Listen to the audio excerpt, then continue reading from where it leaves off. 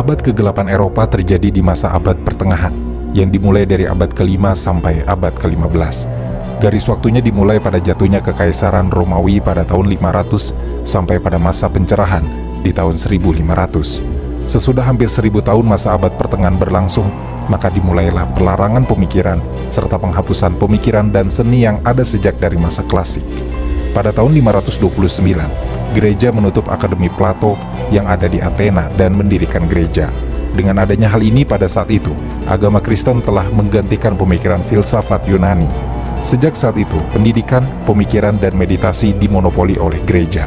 Dikarenakan pada masa itu, sistem yang berlaku hanya ditujukan bagi para pengikut gereja dan yang boleh didengar hanyalah perkataan para pendeta, maka oleh bangsa Eropa abad pertengahan disebut sebagai abad kegelapan. Pada masa itu di barat, ilmu pengetahuan, budaya, seni, sastra, dan semua pemikiran berada dalam kegelapan.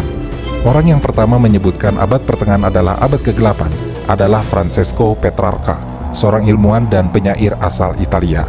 Petrarch pertama kali mengatakan abad pertengahan adalah zaman kegelapan bagi masyarakat Eropa sekitar tahun 1500-an. Alasan Petrarch menyebut abad pertengahan sebagai zaman kegelapan karena Petrarch kecewa dengan kurangnya literatur yang bagus pada saat itu. Padahal, era klasik kaya dengan kemajuan budaya yang nyatanya, mulai dari peradaban Romawi dan Yunani telah memberikan kontribusi kepada dunia dalam bidang seni, ilmu pengetahuan, filsafat, arsitektur, dan sistem politik. Namun sejarah abad pertengahan seakan menghentikan peradaban dan menghentikan kemajuan zaman. Setelah Petrarch menggunakan istilah zaman kegelapan dalam sastra dan karyanya, para pemikir lain pada masa itu memperluas istilah ini khususnya oleh ilmuwan-ilmuwan pada masa pencerahan di tahun 1800-an. Sampai pada tahun 1900-an, abad kegelapan dan abad pertengahan memiliki arti yang sama. Untuk itu, istilah abad kegelapan dalam sejarah kemudian digunakan untuk mencakup anggapan sebagai masa di abad pertengahan ketika segalanya mengalami kemunduran di seluruh Eropa. Ketika bangunan-bangunan besar Roma seperti Colosseum perlahan-lahan runtuh dan ketika tidak ada yang menghasilkan ilmu pengetahuan yang hebat. Namun tentu, orang-orang yang mengatakan era klasik lebih baik daripada abad pertengahan juga memiliki keinsyafan bahwa era klasik yang besar karena kebudayaan Yunani dan Romawi tidak sepenuhnya baik dalam beberapa aspek, seperti misalnya pertempuran gladiator dan perbudakan. Namun setelah jatuhnya Kekaisaran Romawi dan penarikan diri dari kekuasaan, sejarah abad pertengahan digambarkan sebagai kebudayaan Eropa yang telah mengambil jalan yang salah. Mengapa demikian? Karena abad pertengahan atau medium aevum dalam bahasa Latin sering juga diartikan sebagai periode kekuasaan agama karena agama sangat mendominasi kepentingan masyarakat Eropa. Salah satu yang bisa menggambarkannya adalah rumusan yang dikemukakan oleh Uskup Agung Anselmus pada tahun 1050-an, yakni Credo ut Intelligem, yang memiliki arti imani dahulu baru kemudian dimengerti. Inilah doktrin yang menjadi argumen-argumen dasar yang akan disusun sebagai pembenaran terhadap apa yang dikeluarkan oleh gereja. Dari doktrin ini jugalah gereja menghasilkan tafsir tunggal dan otoritas kebenaran terhadap keseluruhan faktor kehidupan, termasuk ilmu agama dan pengetahuan. Maka segala hal yang tidak berhubungan dengan agama dianggap melanggar hukum. Segala tindakan gereja akan didukung oleh raja yang berkuasa, sehingga kedudukan gereja dapat disertakan atau bahkan lebih tinggi dari pemerintahan istana. Pada masa kegelapan Eropa, segala bentuk kebijakan pemerintah untuk urusan kenegaraan tidak diputuskan berdasarkan demokrasi parlemen, tetapi kebijakan negara akan diputuskan melalui rekomendasi Dewan Gereja, sehingga mereka yang memiliki kedudukan di dalam gereja menjadi sangat makmur secara ekonomi. Tidak seperti masyarakat biasa yang sangat kesulitan untuk bertahan hidup. Agama yang bagi manusia seharusnya membawa ketenangan, kebahagiaan, dan kepercayaan, pada abad kegelapan oleh sekelompok serata pendeta tertentu, konsep ketuhanan tersebut dijauhkan dari makna aslinya dan mengalami pendistorsian. Sistem yang dipakai pada abad pertengahan dengan pelarangannya terhadap ilmu pengetahuan, pemikiran, dan seni telah memberikan kegelapan dan mengubah dunia menjadi penjara melalui penerapan inkuisisi. Pajak gereja dan doktrin lainnya, tidak ada satupun masyarakat yang diperbolehkan menyebarkan pengaruhnya melebihi pengaruh gereja. Nilai-nilai seperti kesetaraan, keadilan, cinta kasih, rasa hormat telah dianggap kuno, dan masyarakat hanya mengandalkan teori lama yang diperbolehkan oleh gereja. Bahkan, tidak sedikit hasil-hasil pengetahuan yang tidak sesuai dengan doktrin gereja yang tengah berkuasa langsung ditolak, dianggap sebagai ilmu sihir dan akan menyesatkan jiwa manusia. Seperti halnya ketika muncul sebuah wabah besar yang disebut sebagai Black Death di tahun 1400-an. maka masyarakat Eropa akan menganggap hal itu sebagai ancaman sihir dan harus ada pengorbanan untuk menghentikannya, baik itu mengorbankan nyawa manusia ataupun yang lainnya. Alhasil, wabah Black Death yang bermula dari Italia karena tidak ditangani secara cepat dan ilmiah, menyebarlah dengan cepat ke seluruh Eropa, bahkan sampai ke dataran Arab dan China. Dan dalam sejarahnya, Black Death diingat sebagai suatu tragedi yang memakan korban sekitar 75-200 juta manusia. Eropa kehilangan sepertiga penduduknya, sementara China hampir setengahnya. Abad kegelapan Eropa dengan doktrin gerejanya bahkan benar-benar memusuhi hal-hal yang bersifat ilmiah. Pada tahun 1500-an, Nicolaus Copernicus, astronomi pertama yang menemukan teori heliocentris dengan suatu perhitungan matematika yang rumit, menyimpulkan bahwa bumilah yang mengelilingi matahari dan bukan sebaliknya. Dengan teori heliocentrisnya ini, Copernicus secara tidak langsung menentang dogma gereja yang menyatakan bahwa bumilah yang dikelilingi oleh matahari dan bumilah yang menjadi pusat semesta. Atas teorinya yang menentang dogma gereja pun, akhirnya buku-buku Copernicus dilarang beredar, bahkan saat kematiannya, Copernicus dianggap bidah, sampai dimakamkan di bawah katedral tanpa batu nisan. Galileo Galilei sama halnya. Galileo yang pada tahun 1663 melanjutkan teori heliocentrisnya Copernicus pun memiliki nasib yang sama. Bahkan Galileo sampai diinkuisi dan dilarang berdialog dengan siapapun sampai akhir hayatnya. Pada masa kegelapannya, orang-orang Eropa seperti tidak memiliki visi yang jelas untuk membangun peradaban. Semua orang, tanpa terkecuali, dituntut untuk selalu berpegang pada dogma-dogma gereja, dan terdapat larangan untuk bertanya mengenai berbagai hal. Bahkan jika pihak gereja tidak mampu untuk menjawab pertanyaan dari masyarakat, maka orang yang bertanya akan dianggap sesat dan akan disingkirkan. Akibatnya, tingkat intelektualitas masyarakat Eropa kian menurun. Tidak ada satupun kaum terpelajar mereka yang ingin meningkatkan kualitas pengetahuan masyarakat karena mereka takut akan larangan gereja. Maka banyak yang melakukan penyebaran ilmu pengetahuan secara sembunyi-sembunyi, dan itu pun untuk kalangan tertentu saja. Tidak heran, pada abad pertengahan yang menjadi masa kegelapan di Eropa, peradaban Eropa tidak banyak melahirkan tokoh-tokoh yang berpengaruh, apalagi buku atau catatan-catatan, terutama yang menyangkut ilmu pengetahuan.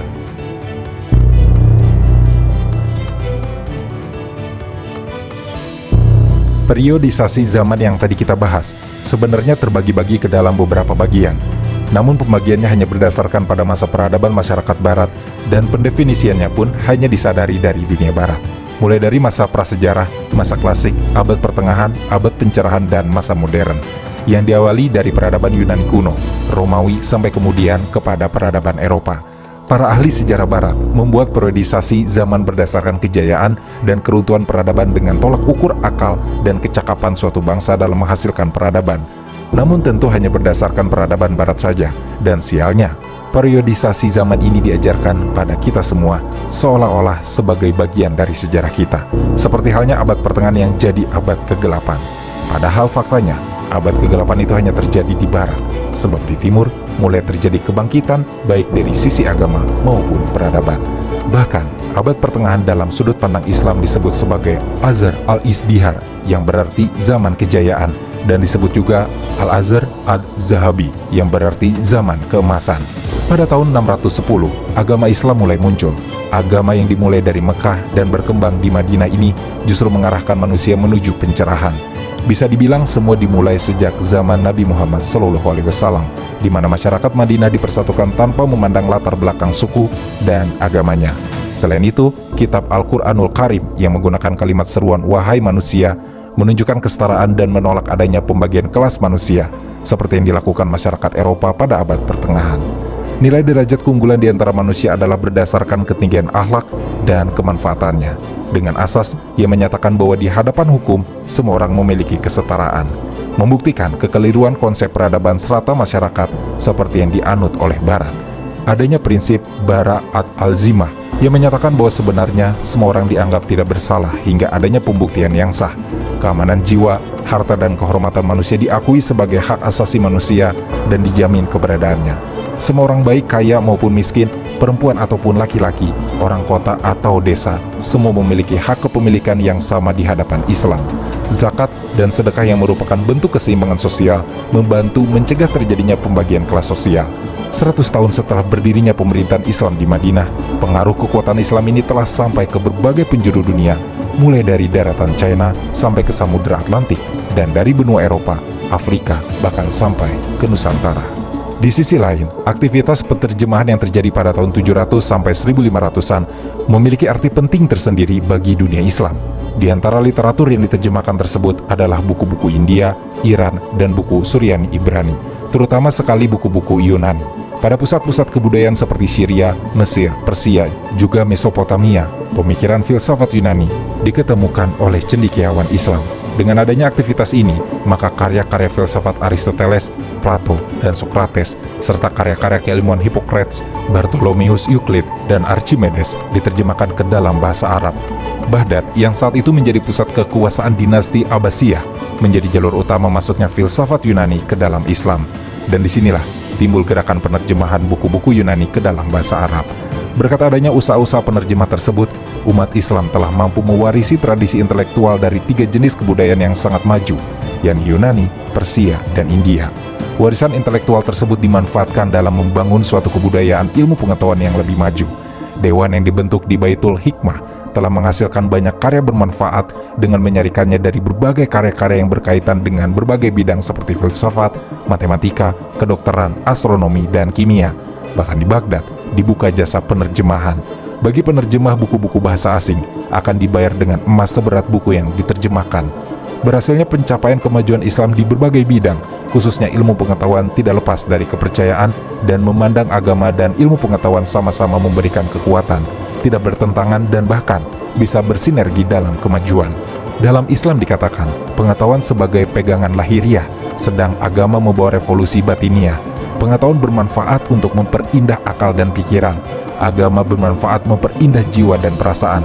Dari pengawinan agama dan pengetahuan inilah, Islam pada masa itu memiliki kekokohan kebudayaan dan menghasilkan masa keemasan. Meskipun atmosfer politik Islam mengalami perubahan secara signifikan, namun kondisi tersebut tidak mempengaruhi perkembangan ilmu pengetahuan di wilayah Islam, baik ilmu akliyah seperti filsafat, matematika, kedokteran, kimia, dan lainnya, maupun ilmu nakliyah seperti ilmu tafsir yang berbasis pada penelitian Al-Quran maupun ilmu hadis, bahkan mencapai puncaknya pada era Abbasiyah berkat terbelakangnya upaya-upaya penterjemah yang kemudian dikenal dengan nama Khizanah Al-Hikmah maupun Bait Al-Hikmah.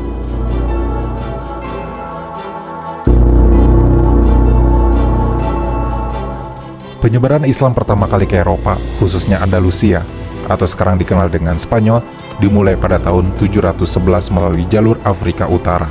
Namun Andalusia menjadi kerajaan Islam berawal setelah Abdurrahman ad-Dakhil pada tahun 756 berhasil membangun pemerintahan yang berpusat di Spanyol. Islam menguasai Spanyol hampir 8 abad lamanya dengan kemajuan pesat hampir di semua aspek seperti sosial, ekonomi, arsitektur, agama, sastra, dan ilmu pengetahuan. Pada masa pemerintahan Al-Hakam, buku-buku ilmiah didatangkan dari timur sehingga Cordoba dan universitasnya mampu menyaingi Baghdad pada masa itu. Demikian juga kebijakan Muhammad bin Abdul Ar-Rahman dan Al-Hakam II Al-Muntasir dalam mengembangkan wawasan keilmuan ikut mendukung kejayaan Islam Spanyol. Sampai-sampai dikatakan pada masa itu, Universitas Cordoba telah mempunyai fakultas-fakultas astronomi, ilmu ukur, dan kedokteran bersama-sama dengan fakultas ilmu ketuhanan dan hukum. Selain itu, Universitas Cordoba memiliki perpustakaan yang terbesar dan terbaik. Universitas Cordoba memiliki 17 buah perpustakaan dan salah satu sebuah perpustakaan diantaranya memiliki 400.000 buah buku yang tersusun dan memiliki katalog dengan sangat rapi. Pelajaran-pelajaran di Universitas Cordoba pun terdiri dari ilmu ketuhanan, jurisprudensi, kedokteran, kimia, filsafat, dan astronomi. Bahkan ketika terjadi perpecahan politik pada masa Muluk Al-Tawif, peradaban Islam Spanyol tidak mengalami kemunduran. Bahkan pada saat itu merupakan puncak kemajuan ilmu pengetahuan, termasuk pada seni dan budaya, karena setiap raja di berbagai wilayah berusaha menyaingi kemajuan Cordova, seperti wilayah Granada, Sevilla, Malaga, dan Toledo. Pada masa kemasan Islam di Spanyol, banyak lahir sarjana-sarjana Islam yang berhasil menghidupkan disiplin ilmu pengetahuan Yunani dan berhasil memperluas jangkauannya, serta memperkuat dasar tumpuan tersebut untuk lahirnya ilmu pengetahuan baru yang lebih modern. Beberapa di antaranya, seperti filsafat pada sosok Al-Kindi dan Ibnu Rushd, yang juga dikenal sebagai Averroes di Eropa. Ilmu kedokteran pada sosok Ibnu Sina, yang dikenal sebagai Avicenna di Eropa. ilmu kimia pada sosok Abbas ibnu Farnas yang menjadi tokoh pertama yang membuat kaca dari batu dan bahkan menjadi orang pertama yang mempelajari dan melakukan uji coba penerbangan. Ilmu matematika pada sosok Al-Khwarizmi yang terkenal karena penemuan Al-Zabari yang menjadi dasar algoritma. Ilmu sejarah dan sosiologi pada sosok Ibnu Khaldun dengan karya besarnya Muqaddimah. Selain para ilmuwan, pada masa kemasan Islam di abad pertengahan juga, Islam melahirkan 4 imam mazhab besar, di antaranya Imam Hanafi, Imam Maliki, Imam Syafi'i, dan Imam Hambali. Dalam hal ini, Herbert Abraham Davis, sejarawan yang menulis An Outline History of the World, menyatakan bahwa dunia ilmu pengetahuan banyak berutang budi kepada kaum Islam. Barangkali merekalah yang menemukan apa yang disebut angka-angka Arab, aljabar, secara praktikal ciptaan mereka. Mereka menunjukkan ilmu ukur sudut, optika, dan ilmu bintang. Merekalah yang menemukan lonceng gantung atau pendulum, dan di bidang pengobatan mereka telah mencapai kemajuan istimewa. Mereka menyelidiki ilmu faal dan ilmu kesehatan. Mereka melakukan pembedahan-pembedahan tersulit yang pernah diketahui. Mereka telah mengetahui cara membius, serta beberapa cara mengobati orang-orang sakit yang sampai sekarang masih dipakai. Ketika di Eropa secara praktikal gereja melarang praktik pengobatan, ketika upacara agama seperti mengusir setan-setan rekaan dianggap sebagai penyembuhan bagi penyakit-penyakit, ketika tukang-tukang obat palsu dan badut-badut amat banyaknya, di kala itu kaum Islam telah mempunyai kedokteran yang sesungguhnya. Untuk itu, mulai tahun 1000-an, para pelajar yang berasal dari Eropa Barat dan para ulama serta pakar muslim dari Irak, Syam, dan Mesir berlomba-lomba untuk mendatangi Spanyol dengan tujuan untuk mencari ilmu di sana. Para pelajar dan cendekiawan ini datang ke Spanyol karena pada masa itu pemerintahnya memberi tempat terhormat bagi para ilmuwan yang datang ke sana. Dengan adanya kebijakan tersebut, maka tidak heran Spanyol pada masa kekhilafahan Islam berkuasa, Spanyol menjadi pusat pembelajaran bagi masyarakat Eropa. Selain melalui Spanyol atau Andalusia, peradaban Islam pun masuk melalui Italia.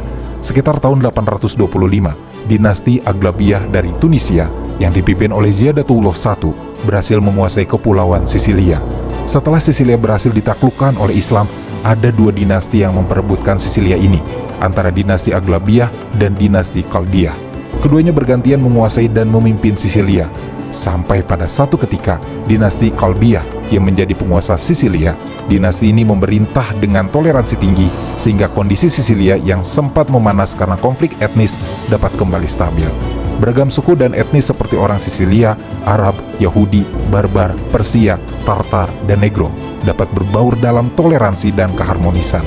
Sejak berada dalam kekuasaan Islam dan mencapai puncak kejayaannya pada masa kekuasaan Abu al-Futuh Yusuf bin Abdullah pada tahun 989, kegiatan intelektual Islam mengalami perkembangan pesat dan Sisilia melalui Universitas Bern yang ada di Palermo menjelma menjadi salah satu magnet peradaban Eropa setelah Cordoba di Andalusia. Namun pada tahun 1060, Pangeran Roger I, putra Trenket de Hauteville dari Normandia, berhasil menaklukkan Sisilia dari tangan kerajaan Islam dan beberapa jenjang tahun kemudian sampai puncaknya pada tahun 1085, Reconquista berhasil merebut kota Palermo, Syracuse, dan Toledo. Namun, meski Islam tidak lagi berkuasa di Sisilia, orang-orang Norman ini mulai melakukan penterjemah pengetahuan Islam ke bahasa mereka, terkhususnya ke bahasa Latin, dan mencapai puncaknya di masa kepemimpinan Roger di tahun 1154, yang berhasil membuat Sakolia atau Sisilia menjadi pusat di mana budaya pengetahuan dan pembelajaran Islam semakin menyebar ke seluruh Eropa.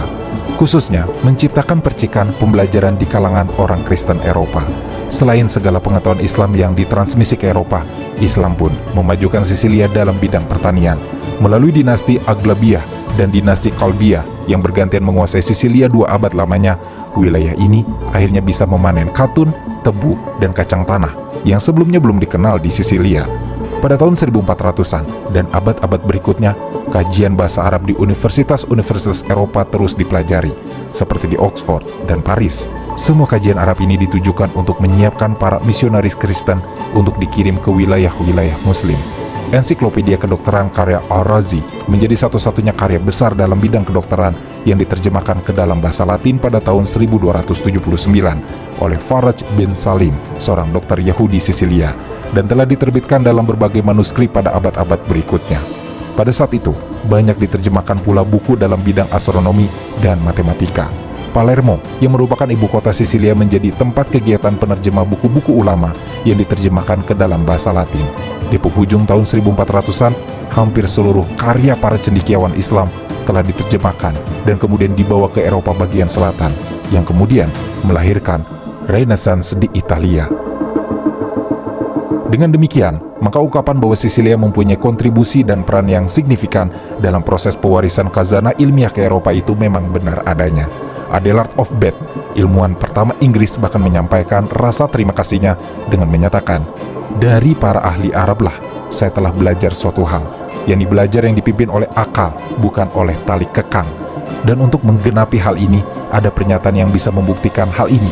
Itu datang dari Eric John Holymart, ilmuwan penting Inggris pada tahun 1928 yang menuliskan dalam kata pengantarnya di buku Richard Russell, The Works of Geber, New Edition. Holymart menyatakan bahwa selama abad ke-12 dan ke-13 terjadi kebangkitan ilmiah di Eropa, dan para sarjana dari negara-negara Kristen Eropa melakukan perjalanan ke universitas-universitas Muslim di Spanyol, Mesir, Suriah, dan bahkan Maroko untuk memperoleh pengetahuan dari musuh mereka dalam agama, tetapi teman dalam belajar. Selain melalui Spanyol dan Italia, tentu peradaban Islam pun masuk ke Eropa melalui kerajaan Turki Utsmani yang telah mencapai puncak kejayaan, sehingga pada tanggal 29 Mei 1453, Muhammad Al-Fatih berhasil menaklukkan benteng Konstantinopel, lambang Imperium Bizantium yang terkuat. Momen penaklukan oleh Khilafah Utsmani ini otomatis mengakhiri abad ke-8 di Eropa dan memberi cahaya baru bagi Eropa. Yang unik, ketika Konstantin II meminta bantuan kepada Paus untuk menyatukan gereja ortodoknya dengan gereja Katolik Roma demi menghadapi Turki Utsmani, penduduk Konstantinopel menentang persatuan itu. Bahkan mereka lebih memilih melihat surban-surban orang Islam berada di jantung ibu kota mereka daripada melihat peci tokoh Katolik di sana. Alhasil, dengan dipindahkannya ibu kota Khilafah Utsmaniyah ke Konstantinopel, maka berakhirlah kekuasaan Bizantium dan Konstantinopel memasuki babak baru yang penuh dengan ilmu, kemakmuran, dan kemajuan. Di Konstantinopel ini juga terjadi beberapa kontak hubungan antara Muslim dan Kristen Ortodok, di mana tindakan Turki Utsmani yang toleran terhadap non-Muslim semakin membantu mereka dalam proses terjadinya transformasi nilai-nilai Islam ke Barat. Alasannya tentu karena Barat pada masa itu sedang serius mempelajari dan mengembangkan ilmu pengetahuan Islam yang sudah diboyong 2 abad sebelumnya, bahkan pada akhirnya Barat telah melampaui Turki Utsmani.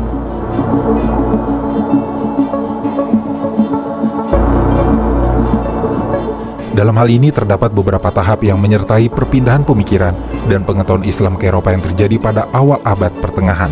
Pertama, sekelompok sarjana Barat mengunjungi wilayah kerajaan Islam dengan tujuan untuk melakukan kajian pribadi.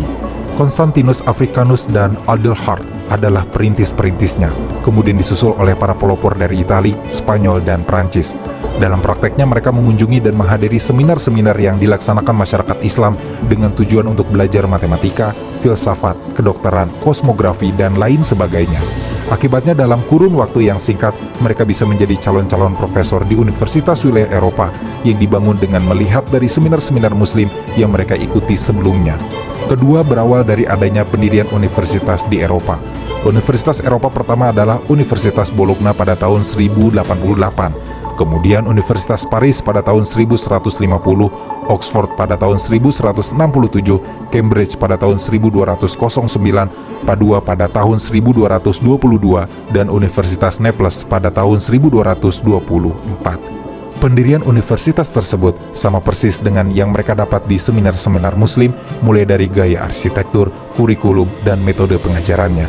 Ketika ilmu pengetahuan Islam berhasil ditransmisikan ke Prancis dan wilayah Eropa lainnya, bahkan seorang dosen universitas di Padua, Italia dikelilingi oleh 12 gelar sarjana penting, 6 diantaranya Muslim dan seorang lagi adalah Yahudi. Di rak paling atas, penulis klasik Aristoteles, Hippocrates, dan Galen diikuti oleh ilmuwan Islam Avicenna atau Ibnu Sina, Ali Abbas, Razes, dan Averroes atau Ibnu Rashid. Ketiga adalah proyek penerjemah raksasa yang dilakukan di Italia dan Spanyol pada tahun 1300-an, di mana ratusan buku berbahasa Arab diterjemahkan ke dalam bahasa Latin. Perkembangan lainnya adalah pengadopsian, terutama di istana Sisilia dan Spanyol, sebab masyarakat Islam di Eropa terdiri dari beberapa imigran dan sebagian kecil masyarakat asli. Di sana, mereka ditantang untuk mampu menampilkan wajah Islam yang tidak ketinggalan dalam berbagai aspek kehidupannya. Masyarakat Islam dalam prakteknya telah banyak melakukan perjuangan untuk tetap mempertahankan identitasnya dan untuk menarik simpati umat lain. Hubungan Eropa dengan dunia Islam ini telah saling berhubungan dekat selama berabad-abad setelah Andalusia yang dimulai dari tahun 756 sampai 1492 di semenanjung Iberia, dan kemudian selama masa Perang Salib yang memakan waktu sampai ratusan tahun mulai dari tahun 1095 sampai 1291, serta penguasaan wilayah Balkan oleh Kekhalifahan Utsmaniyah pada tahun 1389-an yang memungkinkan terjadinya hubungan timbal balik antara kedua masyarakat. Nilai-nilai adab Islam inilah yang di Eropa kemudian dikenal sebagai humanisme. Humanisme ini bukanlah filosofi ateis seperti yang sering dipahami saat ini, tetapi terdiri dari serangkaian disiplin ilmu seperti kemampuan berbicara dan menulis, pengetahuan tata bahasa, puisi, pengetahuan, beasiswa, dan penelitian teks-teks agama. Disiplin humanis ini menjadi kekuatan pendorong mendasar dari peradaban Eropa yang muncul. Sampai saat ini, banyak pakar sejarah dan sosiologi menegaskan bahwa Islam adalah pemicu utama perpindahan Eropa dari gelapnya abad pertengahan menuju terangnya masa Renaissance. Di masa ketika Eropa mengalami kemunduran di bidang kedokteran, astronomi, matematika, dan di banyak bidang lain, kaum muslim memiliki perbendaharaan ilmu pengetahuan yang sangat luas dan kemampuan hebat dalam membangun kejayaan itu. Pada akhirnya, dengan adanya gerakan Renaissance yang terjadi di Eropa, maka berakhir pula lah abad kegelapan Eropa yang terjadi pada masa abad pertengahan. Ledakan budaya Renaissance yang berarti terlahir kembali dimulai di Italia Utara pada akhir tahun 1600-an dan menyebar ke utara pada tahun 1700 sampai 1800-an dan memasuki masa pencerahan atau Aufklärung. Yang dimaksud dengan lahirnya kembali adalah lahirnya kembali budaya, seni, dan pemikiran abad kuno atau klasik. Pada masa yang disebut abad pencerahan ini, masyarakat Eropa memasakkan dirinya untuk terbebas dari feodalisme dan gereja. Abad kegelapan yang berada di tengah antara abad lama dan abad pencerahan benar-benar telah terkubur dalam sejarah. Peristiwa-peristiwa ini bertepatan dengan mulainya sebuah interaksi yang dekat, yaitu di Spanyol dengan kaum muslimin dan di timur dengan budaya Bizantium, yang pada akhirnya ditandai dengan ditemukannya kembali peradaban Yunani di Eropa. Dan setelah itu adalah sejarah, karena setelah Eropa kembali mendapatkan cahayanya, bersamaan dengan itu, peradaban Islam mengalami kemundurannya, mungkin sampai sekarang.